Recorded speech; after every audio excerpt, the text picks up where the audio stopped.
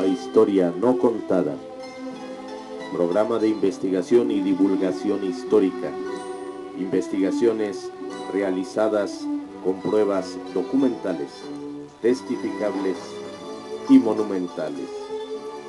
La historia que no está escrita en los libros oficiales. La historia no contada. Bienvenidos. Amigos, amigas, gracias por el honor de su presencia, un honor para mí el que nos sigan en este programa de la historia no contada. El día de hoy, amigos, tenemos los datos curiosos sobre la escena trágica, aunque todo tiene que ver también en relación con el programa anterior sobre la intervención que tenía que ver México con la Primera Guerra Mundial. Aunque aquí yo repita algunos datos, bueno, es que es el momento, pero dentro de la Revolución Mexicana o dentro del derrocamiento de Díaz, la entrada de Madero, los presidentes interinos, Victoriano Huerta, León de la Barra, todos estos personajes que ya he citado, van a salir otros como Pedro Lascurain. Bueno, pues repito, a lo mejor se vuelven a mencionar ciertos datos que si ven nos hacen el favor de seguirnos y ver todos los programas que con mucho esfuerzo y con mucho cariño se graban para ustedes, estos programas de la historia no contada. Bueno, pues sirve de reforzamiento, no es que no haya más historia, no, pero todo esto que estoy tratando en estos temas, en estos programas, pues tienen relación. Los datos curiosos sobre la escena trágica. El general Victoriano Huerta no era el único que quería quitar a Madero del poder. Los generales Bernardo Reyes y Félix Díaz, Manuel Mondragón y cualquier otra cantidad de generales que no querían a Madero, y hay que decir las cosas como son. Francisco Ignacio Madero era nefasto para gobernar y aún así gobernó 1 año y medio. No era una mala persona, al contrario. Sin embargo, Madero era una de las personas menos preparadas para gobernar. En cambio, quien sí tenía esa visión de Estado, quien sí tenía esa visión para gobernar, era su hermano Gustavo Adolfo. El cúmulo de traiciones fue lo que finalmente lo llevó a la muerte. Pero vamos a los antecedentes. Cuando el general Porfirio Díaz entrevista con Madero en Palacio Nacional, Madero ya había escrito su famosísimo libro La sucesión presidencial de 1910. Al término de la entrevista, el general Díaz hace este comentario cuando ya Madero se retira de Palacio Nacional. Dice así don Porfirio: ay, este Panchito cree que basta la buena voluntad para gobernar el país. Y se ríe y después dice: pobre Panchito, ha despertado a León, a ver ahora cómo lo calma. Entonces, ¿cuáles son los motivos que hay detrás de la Revolución Mexicana? Eso es la historia no contada, amigos. El detonante para la revolución fue una entrevista que tuvo el presidente Díaz con el presidente de Estados Unidos, William Howard Taft, en 1908 en El Paso, Texas, y en Ciudad Juárez, Chihuahua, en donde Taft le indica a Porfirio Díaz lo que debe hacer y permitir. Una de estas órdenes es que Díaz apruebe que Estados Unidos establezca bases militares en México.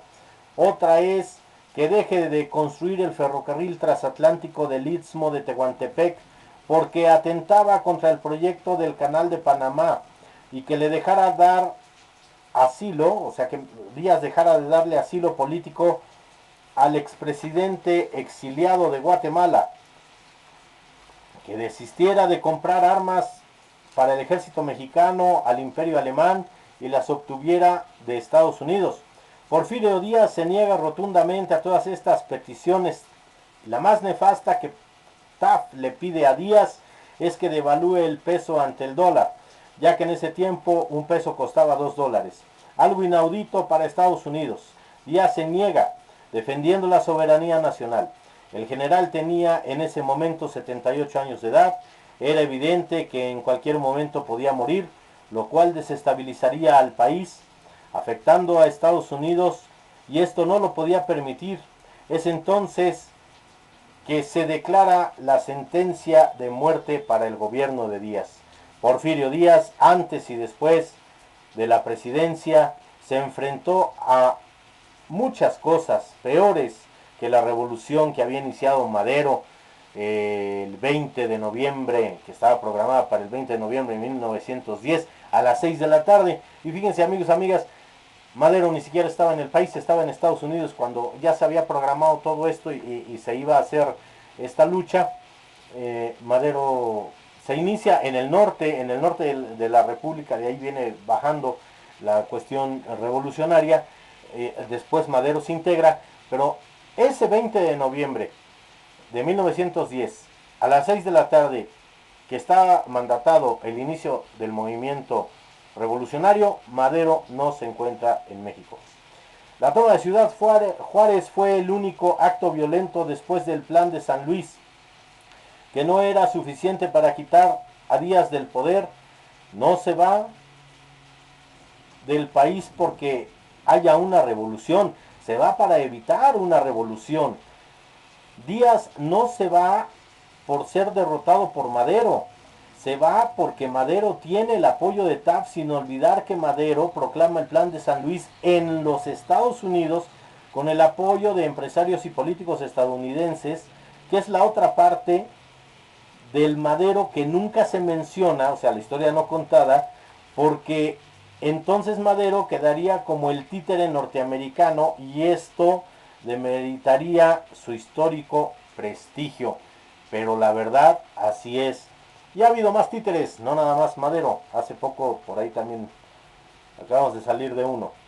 Madero estaba contendiendo en una campaña electoral contra Porfirio Díaz, quien se da cuenta del peligro de perder estas elecciones, así que manda a encarcelar a su oponente en San Luis Potosí. Madero se escapa huyendo a Estados Unidos, donde el gobierno lo contacta, sin olvidar que Madero había estudiado en la Unión Americana y tenido experiencias con varios grupos espiritistas, y es así como logra tener muchos contactos en ese país. Entonces Madero se vuelve el candidato perfecto para William Taft por dos razones. Una, es él que tiene más legitimidad para derrocar al régimen porque es el candidato que fue encarcelado para que no contendiera. O sea, Díaz ya realmente toma acciones rápidas, pero a la vez no tan dóciles, ya directas para su reelección. Y es ahí donde viene esa palabra que no es nueva. Desde Juárez, Lerdo de Tejada se usaba el sufragio efectivo, lo llega a usar Porfirio Díaz también, cuando su primer periodo presidencial, que derroca a Lerdo de Tejada, el sufragio efectivo, no reelección. Dos, es ingenuo y últimamente, es ingenuo y útilmente manejable. Es el hombre que decía que la revolución la hizo guiado por los espíritus, porque entraba como en trance y se ponía con un lápiz y un papel y se ponía a escribir lo que según le dictaban los espíritus, y al final eso era lo que llevaba a cabo, no ya el consejo de su hermano Gustavo, que repito tenía mejor visión política del país. Ahora, ¿quién era? En realidad, ¿quién era Madero? Francisco Ignacio Madero González fue un empresario y político mexicano. Su proclamación contra el gobierno de Porfirio Díaz se considera como el evento que inició la Revolución Mexicana. Hombre de gran valentía e ideales, médico homeópata y espiritista, había pasado más tiempo en Europa y en Estados Unidos que en México. Pertenecía a las 10 familias más ricas del país y vivía en su hacienda en el norte de la República, alejado de la verdadera realidad mexicana. No tenía experiencia en la política, nunca escuchó los consejos de su hermano Gustavo, quien tenía una visión muy diferente a la política de Francisco. La decena trágica tuvo lugar del 9 al 18 de febrero de 1913 en la Ciudadela, y es entonces la ciudadela era un lugar de almacenamiento militar de cartuchos y municiones. Otro error de Madero es encerrar a los generales Bernardo Reyes y Félix Díaz en 1912. Ellos habían intentado dar un golpe de estado en su contra. Al tener dos traidores, siendo generales del ejército federal y levantándose en armas en contra del presidente,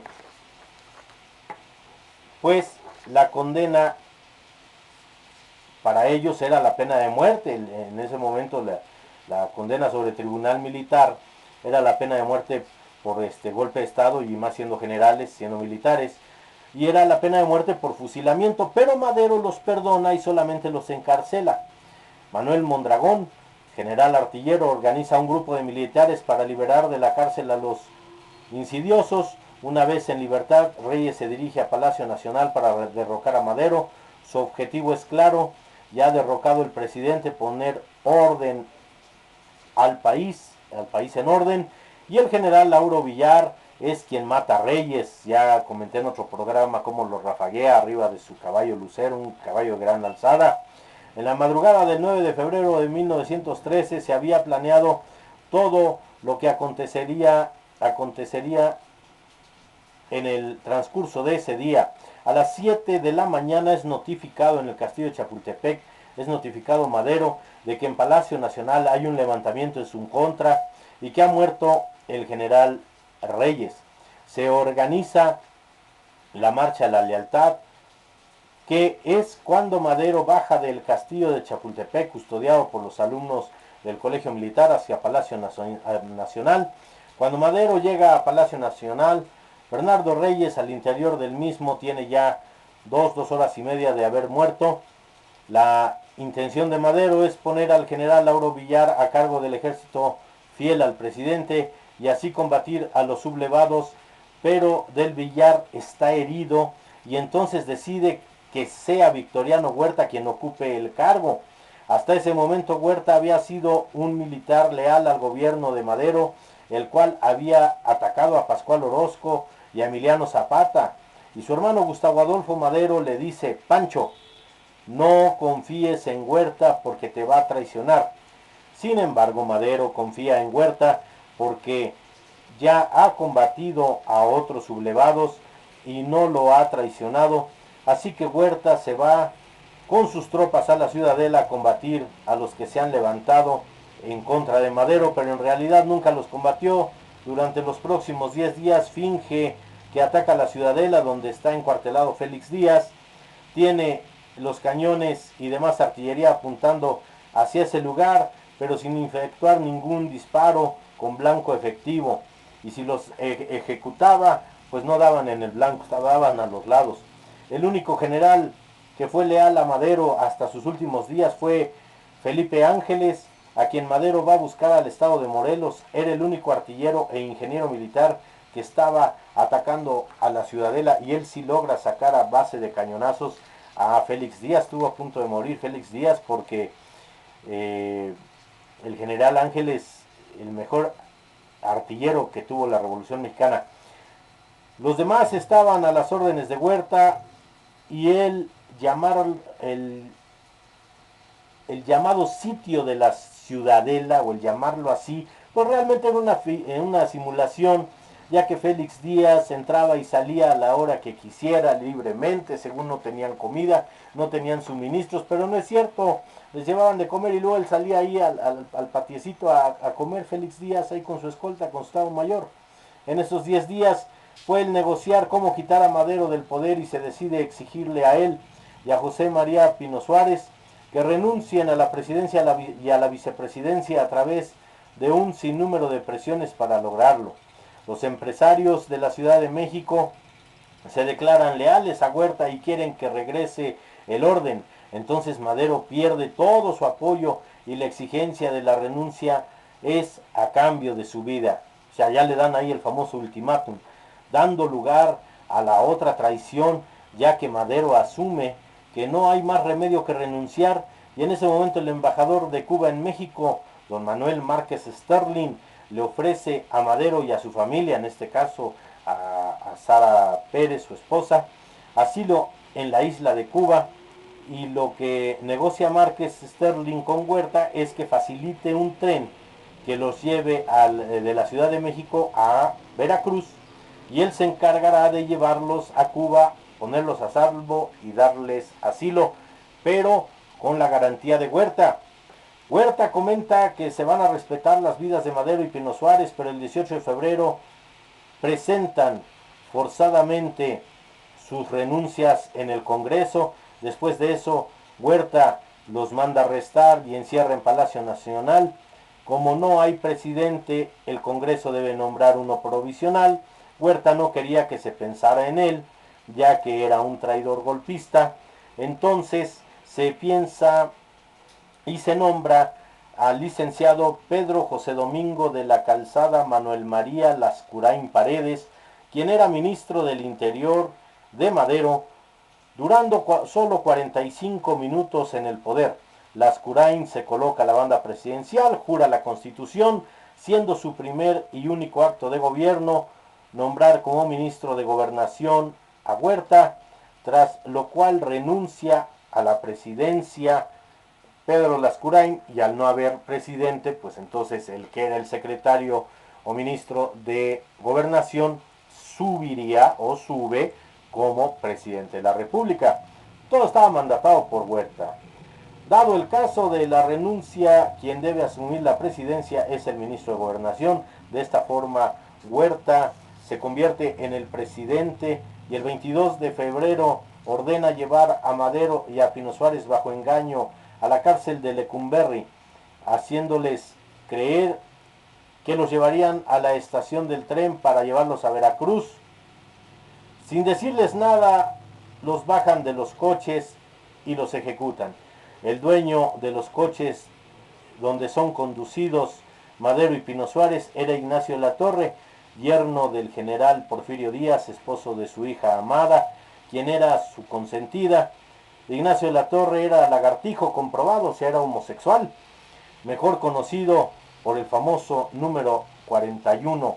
Ya algún día hablaremos de esa fiesta donde aparece Nacho de la Torre con el número 41, y el señor general Díaz, pues al saber que es el yerno, le dice a don Manuel Romero Rubio, el papá de su esposa, que era el secretario de Gobernación, le dice: no, no son 41, son 40. Dice: pero señor general, son 41. Esta le dice: son 40, ¿sí me entendió, don Manuel? Y ahí es donde: sí, señor presidente, son 40. Pero le pone una regañiza don Porfirio, y alguna vez Nacho de la Torre llega alcoholizado. Don Porfirio había ido a saludar a Amada, estaban platicando. Don Porfirio se sienta detrás, como que lo tapaba una puerta, de esas puertas de casa antigua que se dividían en dos, no era la puerta ancha. Y entonces entra Nacho alcoholizado y ve a Amada y la empieza a ofender, la empieza a agredir hasta que la avienta y le da una cachetada. ¡Uy! No lo hubiera hecho. Se para el general, lo toma de la solapa, le dice: pero ¿qué es lo que te pasa? ¿Qué es lo que estás haciendo, desgraciado? No era grosero el general, pero sí le dijo 2, 3 frescas. Amada se repone, le dice: papá, déjelo. Le hablaba de usted, dice: déjelo, no, Nacho, pues es así. Y el general le voltea una bofetada a Nacho de la Torre, que lo va a botar hasta allá. Díaz siempre fue muy corpulento, fue un hombre que todavía a sus 80 años salía a correr todos los días, si no a correr, sí a caminar. Aquí se aventaba la pirámide del Sol en Teotihuacán de lado al otro, la escalaba, primero la escalaba de un lado y después se da la vuelta y la bajaba tipo rapel.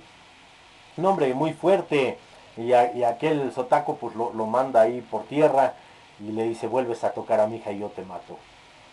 Así de fácil, así de esos tamaños era el general Díaz. Ojalá muchos papás defendieran así a sus hijas hoy en día. Pero bueno, fuentes serias, entre ellas militares de alto grado, han mencionado que Madero y Pino Suárez fueron ejecutados ahí mismo en Palacio Nacional.